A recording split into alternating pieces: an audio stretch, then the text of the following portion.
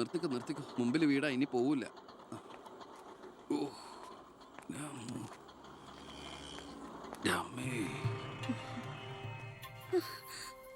അയ്യോ, ഇതെന്ത് പറ്റിയടാ?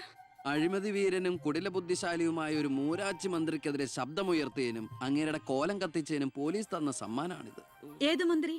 നമ്മുടെ വിദ്യാഭ്യാസ മന്ത്രി ഇല്ലേ അമ്മ? അത് നിന്റെ അച്ഛനല്ലേ? ഞാനത് നിഷേധിക്കുന്നില്ല. കാശ് കൊടുത്ത് ഇടിപ്പിച്ച പോലെ പോയി. എന്നാ ഐഡിയത്? അയ്യോ ഏട്ടാ, ഇത് എന്ത് പറ്റി? ഒന്നുമില്ല മോളെ, ഒന്നും. അയ്യോ, നന്നായിട്ട് കിട്ടിയ ലക്ഷണം ഉണ്ടല്ലോ. വിഷമിക്കണ്ട. ലാത്തിയുടെ ചൂടറിഞ്ഞ തുണക്കുട്ടന്മാർ രാഷ്ട്രീയത്തിലേറെ ശോഭിക്കും. എതിരാളികളെ ലാത്തി കൊണ്ട് അടിച്ചൊതുക്കിയും ചിലർ രാഷ്ട്രീയത്തിൽ വല്ലാതെ ശോഭിക്കുന്നുണ്ട്. പക്ഷെ അതൊന്നും അത്ര ശാശ്വതമല്ല. Every dog has a day. ഞാൻ മകനെയാണ് ഉദ്ദേശിച്ചത്. നീ ഇരിക്കെ, ഞാൻ വിളമ്പാ. ഓ, എനിക്ക് വേണ്ടമ്മ. ഇത് VIP-കളുടെ ടേബിൾ അല്ലേ. ഇവിടെ ഇരുന്ന് കഴിച്ചാൽ അങ്ങോട്ട് ഇറങ്ങില്ല. എനിക്കുള്ള വിഹിതം ഞാൻ അടുക്കള പോയി കഴിച്ചോളാം. ജീവിതകാലം മുഴുവൻ നിനക്ക് അടുക്കളയിൽ കിടന്ന് ഇറങ്ങാനാ യോഗം. ഓ, എനിക്കത് മതി. എന്തായാലും ഞാൻ നിങ്ങളുടെ ഗ്രൂപ്പ് ഓഫീസിന്റെ തിന്നാലല്ലോ വന്ന് നിറങ്ങണത്.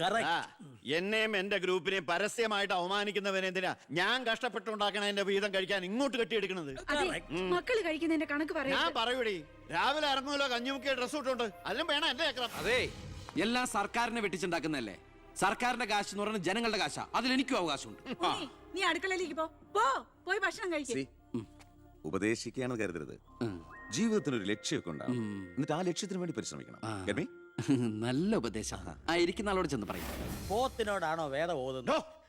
ഞാൻ ഇതുദ്ദേശിച്ചത് മകനെയാ. അച്ഛനെ ഉദ്ദേശിച്ചാലും വലിയ കുഴപ്പമൊന്നുമില്ല. നിങ്ങളൊന്നും മിണ്ടാതിരിക്കെ. അച്ഛൻ അവന് വഴക്ക് പറയുന്നതിൽ എന്താ തെറ്റ്? അവന് ഞങ്ങളുടെ കൂടെ നിന്നൂടെ? എവിടെ നിൽക്കാനാ? എനിക്കെതിരെ ആഞ്ഞടിക്കാനാ മുഖ്യനവനെ കരുവാക്കിയിരിക്കുക. ഞാൻ നിഷേധിക്കുന്നു. ഇവൻ എന്റെ മോൻ തന്നെയാണോ അതോ മുഖ്യറ്റം? ആ ചോദ്യം ലക്ഷ്മി തീറ്റ കഴിഞ്ഞ് ഇറങ്ങി പോരുന്ന.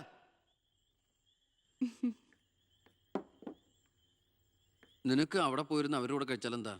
എനിക്ക് അവരോട് ഇരുന്ന് ശരിയാവില്ല ഏട്ടാ. അവരൊക്കെ വലിയ വലിയ കാര്യങ്ങളെ പറയണേ. എനിക്കതൊന്നും മനസ്സിലാവില്ല. എടി, അവരെന്താ പറയണേന്ന് അവർക്ക് എന്നെ മനസ്സിലാവണില്ല. അതാ നിനക്ക് മനസ്സിലാവാത്തത്. അതെന്താ നീ മനസ്സിലാക്കാത്തേ? ചുമ്മാ ഇരിയേട്ടാ.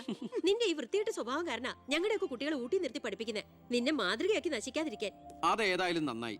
അവരെന്നെ കണ്ട് പഠിക്കുന്നതിനേക്കാൾ കുഴപ്പാ അവരവരുടെ അച്ഛനെയും അപ്പൂപ്പനെയും കണ്ട് പഠിക്കുന്നത്. ഓ, ഈനാമ്പച്ചിക്ക് മരപ്പെട്ടി കൂട്ട്. ഏയ്, എന്റെ മൂത്തളീനെ മരപ്പെട്ടി വിളിച്ചാണ്ടല്ലോ. ഓ, തുടങ്ങിയ പിന്നെ തമ്മി കണ്ട കീരിയും പാമ്പോ. നിനക്കിത് എന്തിന്റെ കേടാടാ? എപ്പോ നോക്കിയാലും കൂടപ്പറപ്പുകളുമായിട്ട്. അത് പോട്ടെ, അച്ഛനെതിരെ നീ. അമ്മേ, ഞാൻ അച്ഛനെതിരല്ല. അച്ഛന്റെ നയങ്ങളോടാണ് എതിർപ്പ്. അച്ഛന്റെ രാഷ്ട്രീയ നേട്ടങ്ങൾക്ക് വേണ്ടി അച്ഛൻ കാട്ടിക്കൂട്ടുന്ന നെറുകേടുകൾക്കെതിരെ ഞാൻ അറിയാതെ ചോദിച്ചു പോവുകയാണ്. ചോദിച്ചു പോണ്ട, അവിടെ ഇരുന്ന് കഴിക്കേ. പറഞ്ഞ പോലെ കഴിച്ചിട്ട് പോവാം. എടാ, നിന്റെ അച്ഛൻ എത്ര നെറുകേട് കാണിച്ചാലും അങ്ങേര് കഷ്ടപ്പെട്ടുണ്ടാക്കണതല്ലേ നീ ഇപ്പൊ കഴിക്കണത്? അത് മാത്രം പറയരുത് അമ്മേ. അമ്മേ, ഞാൻ കഴിക്കണത് അമ്മയ്ക്കുള്ള കഞ്ഞിയുടെ ഒരു വിഹിതമാണ്. എനിക്കൊരു നല്ല കാലം വരുമ്പോ ഞാൻ ഈ കഞ്ഞി മുഴുവൻ അമ്മയ്ക്ക് ചോറായിട്ട് തിരിച്ചു തരും. അതുവരെ എന്റെ വയറിനൊരു ലോൺ. എനിക്കും എന്റെ ജീവൻ നിലനിർത്തണ്ടേ അമ്മേ?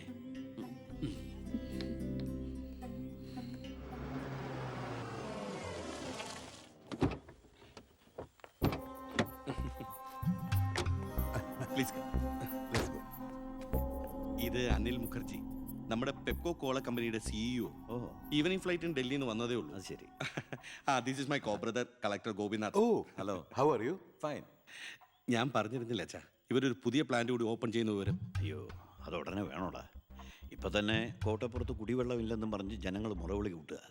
ഇനിയിപ്പോ 50 കിലോമീറ്റർ ചുറ്റളവിൽ ഭൂഗർഭജലം വലിച്ചെടുക്കുന്ന പുതിയ പ്ലാന്റ് കൂടി തുറന്നാൽ ജനവിളകും. ഹേ, അതൊക്കെ ആരറിയാൻ പോകുന്ന വെച്ചാ? കുടിവെള്ള ക്ഷാമത്തിന് സർക്കാർ ചെലവില് നമ്മൾ ടാങ്കറിൽ വെള്ളം അടിക്കും. എന്നാലും അല്ല അച്ഛാ, പെർമിഷൻ കൊടുക്കാന്ന് പറഞ്ഞൊരു 2 കോടി രൂപ ഞാൻ ഇവരുടെ കയ്യിൽ നിന്ന് വാങ്ങിയിരുന്നു. ചെറാക്കുളം ഫൈനാൻസേഴ്സിന്റെ കാസർഗോഡ് ശാഖ തുടങ്ങിയത് ആ പണം കൊണ്ട്. അച്ഛന് താല്പര്യമില്ലെങ്കിൽ ഞാൻ ആ പണം പിൻവലിച്ച് തിരിച്ചു കൊടുത്തേക്കാം. അത് വേണ്ട. പിന്നെ ആ വ്യവസായ മന്ത്രി ദിവാകരന് ഒരു തുക കൊടുക്കേണ്ടി വരുമെന്ന് പറഞ്ഞേക്ക്. കൺഫേം. Thank you. എല്ലാം കേട്ടു, ഒന്നും നടക്കില്ല. Good night. അല്ല, അതെ, നാളെ ഒരു വഴിതടൽ സമരമുണ്ട് KK റോഡില്. ബഹുമാനപ്പെട്ട മന്ത്രി അച്ഛൻ അതുവഴിയൊന്നും വന്നേക്കരുത്. പിന്നെ മന്ത്രിയുടെ കാറ് മകൻ തടഞ്ഞു എന്നും പറഞ്ഞ് രാത്രി ഉണ്ണാൻ വന്നിരിക്കുമ്പോ എന്റെ കഞ്ഞിൽ പാച്ചിടാൻ വന്നിട്ടുണ്ടല്ലോ. കഞ്ഞി കുടിച്ചിട്ടേ പോകുള്ളൂ. കേന്ദ്ര സർക്കാരിനെ എതിർക്കാൻ വേണ്ടി മാത്രം പെട്രോൾ വില വർധനയ്ക്കെതിരെ സമരം ചെയ്യുന്ന മറ്റ് സംഘടനകളും ഒന്ന് ഓർക്കണം. അവരുടെ സർക്കാർ ഭരിച്ചിരുന്നപ്പോഴും ഇവിടെ അടിക്കടി വില വർദ്ധിപ്പിച്ചിട്ടുണ്ടെന്ന് എന്ന് കരുതി കേന്ദ്ര സർക്കാരിനെ ന്യായീകരിക്കുകയല്ല ഞാൻ. നമുക്കെല്ലാവർക്കും അറിയാം, പെട്രോളിന് വില കൂടുമ്പോൾ ഇവിടെ ഉപ്പ് തൊട്ട് കർപ്പൂരം വരെയുള്ള സാധനങ്ങൾക്ക് അമിതമായ വില കൂടുമെന്ന്. ഓട്ടോ ചാർജ് വർധന, ബസ് ചാർജ് വർധന, ഇതൊന്നും ഇവിടുത്തെ സാധാരണ ജനങ്ങൾക്ക് താങ്ങാൻ കഴിയില്ല. എന്നും സാധാരണക്കാർക്ക് വേണ്ടി നിലകൊള്ളുന്നവരാണ് നമ്മൾ. ഭരണകക്ഷിയായാലും നമ്മൾ ഇത് ഇപ്പോഴൊന്നും തീരുന്ന ലക്ഷണമില്ല. ഇപ്പൊ തന്നെ ലേറ്റാ. ഇന്ന് പരീക്ഷാ ദിവസമായിട്ട് ടീച്ചറെ ഒന്ന് പറഞ്ഞു നോക്കിയാലോ? ഞാൻ പറയാം. 947 നമ്മുടെ മഹാത്മജി നമുക്ക് വാങ്ങിത്തന്ന സ്വാതന്ത്ര്യം നീണ്ട സമരങ്ങളിലൂടെയാണ്. നിങ്ങൾ വാഹനങ്ങൾ കടത്തിവിടണം. ഇതൊരു പബ്ലിക് റോഡല്ലേ? ഇതൊരു പബ്ലിക് മാറ്ററാ. പബ്ലിക്കും കൂടി സഹകരിക്കേണ്ട വിഷയം. പബ്ലിക്കിനെ ബുദ്ധിമുട്ടിച്ചിട്ടാവരുത് വഴിയോര പ്രസംഗം. ഇങ്ങനെ നടുറോഡിൽ വെച്ചിട്ടാണോ പബ്ലിക് മീറ്റിംഗ് നടത്തുക? പബ്ലിക്കിന് വേണ്ടിയിട്ടാണ് മാഡം പബ്ലിക്കായ കാര്യങ്ങൾ പബ്ലിക്കായി പറയുന്നത്. ഇത് പബ്ലിക്കിന്റെ മുന്നിൽ വെച്ച് പബ്ലിസിറ്റിക്ക് വേണ്ടി ഉണ്ടാക്കുന്ന പബ്ലിക് ന്യൂസൻസ് ആണെന്ന് പബ്ലിക്കിന് മൊത്തം അറിയാം. ഏതാ ഈ പബ്ലിക്? ചുമ്മാ ഒരു കാര്യമില്ലാതെ ഒരു ഉടക്ക്. ഒരു കാര്യമില്ലാണ്ട് ഉടക്കാൻ പെങ്ങളെന്താ പ്രതിപക്ഷ നേതാവിന്റെ മോളാണോ? എന്താ പെങ്ങളുടെ പ്രശ്നം? നിങ്ങൾക്ക് ഇതുപോലെ ഓഡിറ്റോറിയത്തിൽ വെച്ച് നടത്തിയാൽ എന്താ? എഴുതി വെച്ചിരിക്കണ കണ്ടില്ലേ? വഴിതടയൽ സമരം ഒന്ന്. വഴിതടയൽ സമരം എങ്ങനെ ഓഡിറ്റോറിയത്തിൽ വെച്ച് നടത്തണത്? എന്റെ കുട്ടികൾക്ക് ഇത് പരീക്ഷയാണ്. എന്നിട്ട് കുട്ടികളെ ബസ്സില് ഓ എന്റെ ഈശ്വര, ഒരു വണ്ടി നിറയെ കുട്ടികളോ?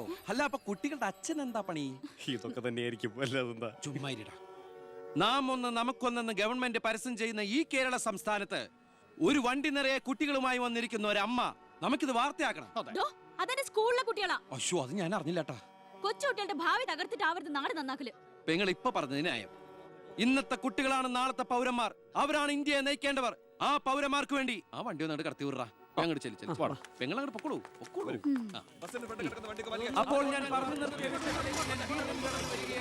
ഇതുപോലുള്ള സമരങ്ങൾക്ക് ജനപിന്തുണയുണ്ടാകണം. ഒറ്റക്കെട്ടായിട്ട് നിന്ന് പോരാടണം. പ്രിയപ്പെട്ട നാട്ടുകാരെ, ഞാൻ പറയുകയാണ്, ഞാൻ ചോദിച്ചു പോവുകയാണ്.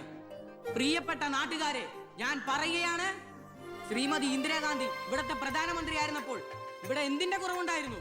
ഞാൻ ചോദിക്കുകയാണ്.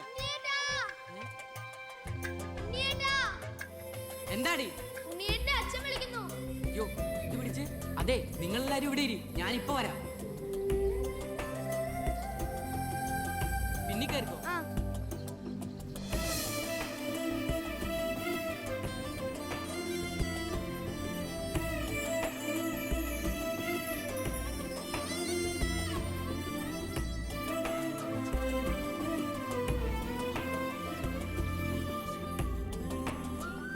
മോളെ, ഇതൂടെ ഒന്ന് കഴുകി വെച്ചേരെ. ശരി.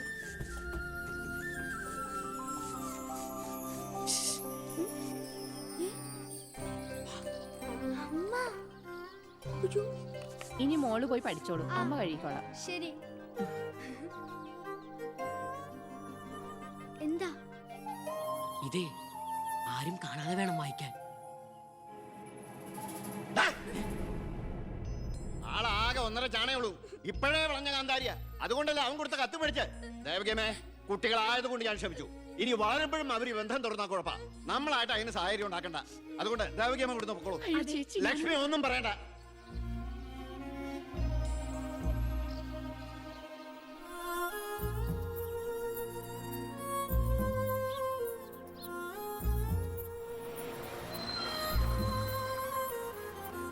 ടീച്ചറെ, സ്കൂളെത്തി, ഇറങ്ങണ്ടേ?